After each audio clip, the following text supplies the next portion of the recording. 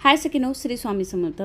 माझ्या सगळ्या मैत्रिणींना नेहाचा टिफिन देते वेळी जे बॉटलमध्ये मी पेय देते ते खूप आवडतं आणि प्रत्येकजण म्हणतात तुम्ही वेगवेगळं ते पेय देता, ते आम्हाला आवडतं आणि आम्ही पण आमच्या मुलांना देत असतो. डिटॉक्स वॉटर, ताक, गोंदकतिरा मिक्स केलेलं कोकमचं पाणी, असं बरेच उन्हाळ्यात मी देत आलेले आहे आणि आज मला बनवायचे आहे तिच्यासाठी सोलकढी. सोलकढी करण्यासाठी आता नारळाचं दूध लागेल.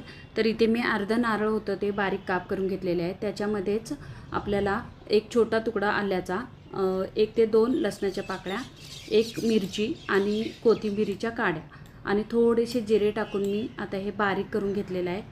म्हणजे थोडंसं पाणी टाकून ना बारीक करून घ्यायचं. एका बाऊलवरती मी ही चाळण ठेवलेली आहे आणि त्याच्यावरती कॉटनचा कपडा ठेवलेला आहे आणि हे बारीक केलेलं मिश्रण म्हणजेच नारळाचं दूध आपल्याला काढून घ्यायचं आहे. आता त्याच भांड्यामध्ये थोडंसं पाणी घ्यायचं आणि याच्यावरती टाकायचं. म्हणजे नारळाचं दूध अगदी घट्टसर घ्यायचं आहे. म्हणजे मीडियम. आपल्याला सोलकढी करतेवेळी कळतं की आपल्याला किती घट्ट लागेल आणि किती पातळ लागेल. आता इथे मी सर्व पिळून घेतलेलं आहे. कमी प्रमाणात आहे म्हणून मी त्याच्यामध्ये जास्त पाणी टाकत नाही. 2 जणांना होईल एवढी ही सोलकढी होणार आहे. असे दूध काढून घेतल्यानंतर ह्याच्यामध्ये आता आपल्याला आगळ टाकायचं आहे. आता इथे नारळाचं दूध कितपत घट्ट आहे हे मी बघत होते. तर आपल्याला आगळ टाकल्यानंतर थोडंसं पाणी टाकायचंच आहे. इथे मी आगळ 2 ते 2.5 चमचे घेतलेलं आहे. एवढंसंच दूध आहे त्यामुळे मी 2 ते 3 चमचे घेतलेले आहे. तुमचं जास्त प्रमाणात असेल तर जास्त घालावं लागेल. आता इथे मी सेंधव मीठ घातलेलं आहे आणि महत्त्वाचं म्हणजे मी इथे 1 चमचाभर साखर टाकलेली आहे. साखर टाकतेवेळी व्हिडिओ बंद झाला होता.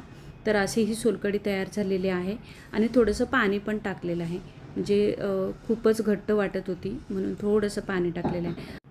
आता ही सोलकढी तयार झालेली आहे आणि बॉटलमध्ये ओतून घेतलेली आहे. तर काचेचीच बॉटल वापरायची. अशा छोट्या मोठ्या कुठल्याही बॉटल्स मिळतात. काचेच्या बॉटल्समध्ये द्यायचं. प्लास्टिकच्या बॉटलमध्ये कधीही मुलांना काही द्यायचं नाही.